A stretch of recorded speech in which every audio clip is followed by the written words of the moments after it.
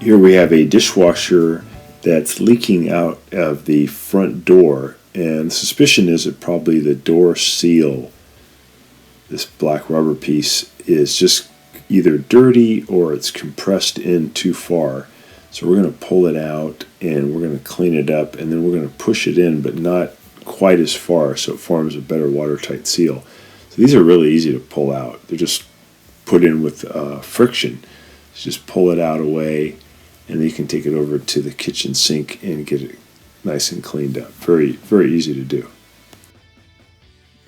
This is Scott the Fix-It Guy. So this dishwasher was leaking down here, and I removed this rubber seal. Just pops right out, and I'm just cleaning it with warm water. You can use a little toothbrush too to help you just get this kind of stuff off. And then when I install it, I'm going to push it back in, but not fully, so that it's kind of sticking out, and that'll provide a better watertight seal. And also this machine has a problem where it's not heating the water anymore, so we're going to check the little high limit that sometimes will trip, preventing power from going to the heating coil. We're also going to check the heating coil. So that looks nice. Now we got all the debris off. We'll dry this and just pop it back in.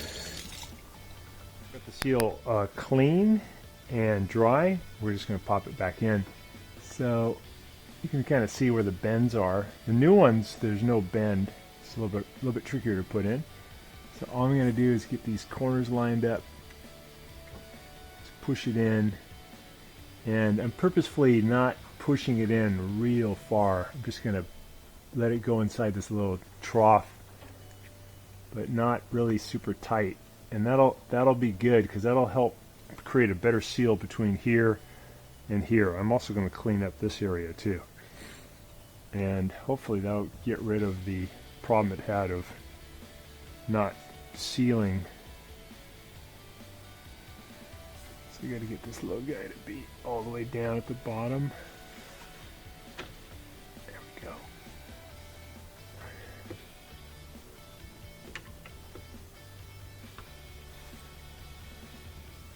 And I'm just pushing it in a little bit with my thumb, but not super far.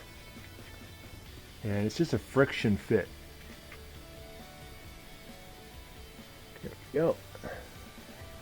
Do the same on this side.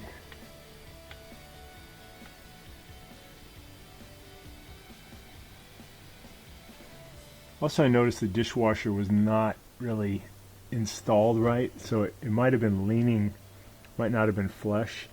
And when they're not really straight up and down, or when they're not flush, they're leaning in a direction, water can pull up and then leak out. So we'll check that too. So we got that in just kind of loose, not super tight. Next thing will be to clean up these areas where it seals. Actually, I'm sorry, this area right here where it seals, to make sure it's getting a tight seal.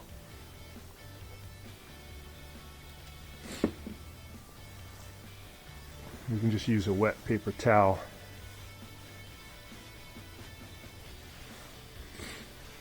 Just make sure there's no junk caught in there.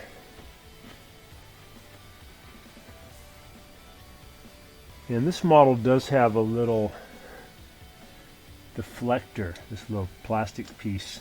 It's missing on the other side, probably broke off, but it may not be necessary. I think probably the leak was due to the fact that they never installed the screws that hold it in here at the top, so it's kind of leaning out. We got to check this heater element too, because it's not heating up anymore, so this could be defective, or the little thermostat's defective. Just pulling this out, take a look at it, get it unplugged, and see what's going on.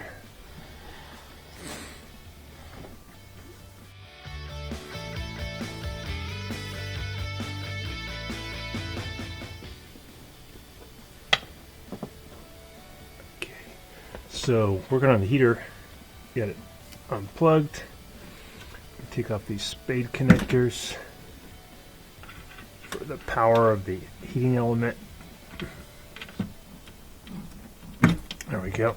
Twist these off. So we just use some pliers to loosen these up.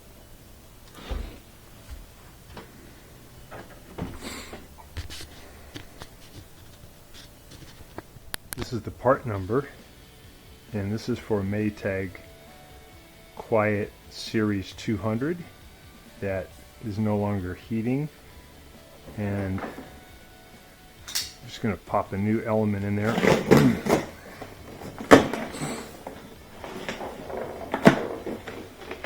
And it comes with the element, plus it comes with new nuts to hold it in position. There we go.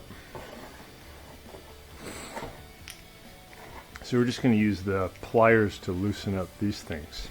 I'm just leaning it back a little bit so you can get access.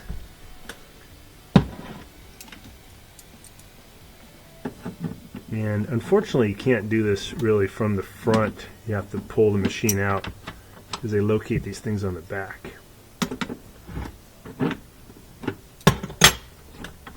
So I just loosened them a little bit, and then you can just take them off with finger pressure.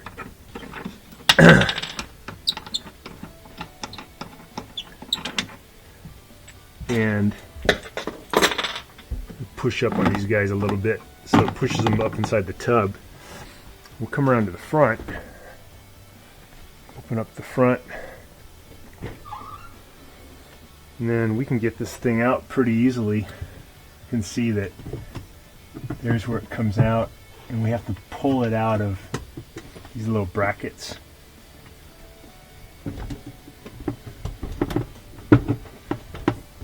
Get that out. There we go. So once I get it out, okay, there's the old heating element. Get that out. We're going to test the resistance value compared to the new one.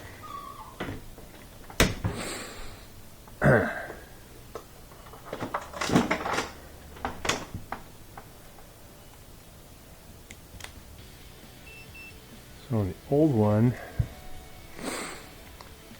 the value we're getting is 15.2. On the new one, actually seems like that one might still be intact. New one, the value is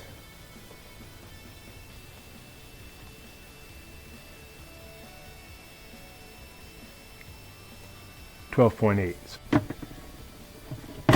These ends here, get the washer arm above it. Push those back down in. Push that one in. Push that one in. Keep popping out. There we go. Okay, we'll put those little nuts on there. I'm just going to lean it back. You look at the nut, there's a hollow side and then a side smaller. That's the side that's going to go up onto the threads. Just going to hand tighten that. After you hand tighten it, it's good to tighten it a little bit further with the pliers so you can get it watertight. There's one. So those are finger tight. We'll go a little bit more with the wrench. Don't go too far though, because these are just plastic. We don't want to strip them. Just a little bit further. Did about a quarter turn more than what the fingers could do. We'll put on the spade connectors for the power for the heating element. I want to check the little thermostat too, the high limit. It's located in the front. Let's see how that one's doing.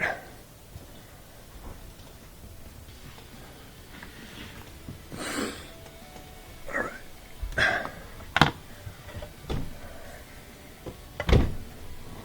Tilt it up its back a little bit.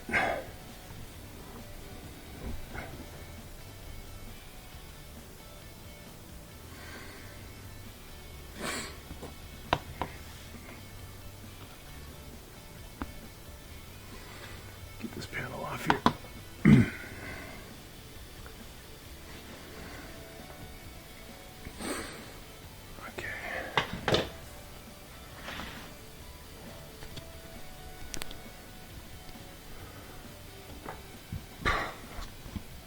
put a couple of probes up in here to see if we get continuity.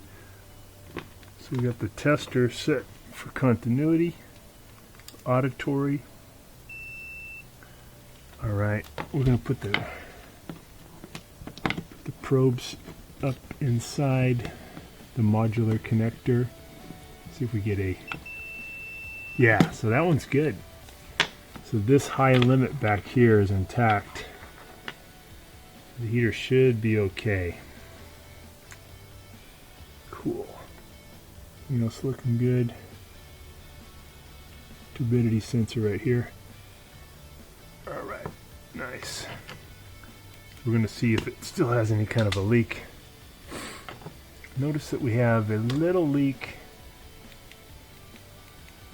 right here. This compression fitting, I'll tighten that up while I'm here. So that compression fitting was not very tight. Let's see if that helps the leak. So it's running good and no more leaks. Got that all taken care of. Yeah, we got it secured into the cabinet better. It was kind of loose. So it's all back to working good and no more leaks. So thanks so much for watching, and please subscribe to our channel when you get a chance.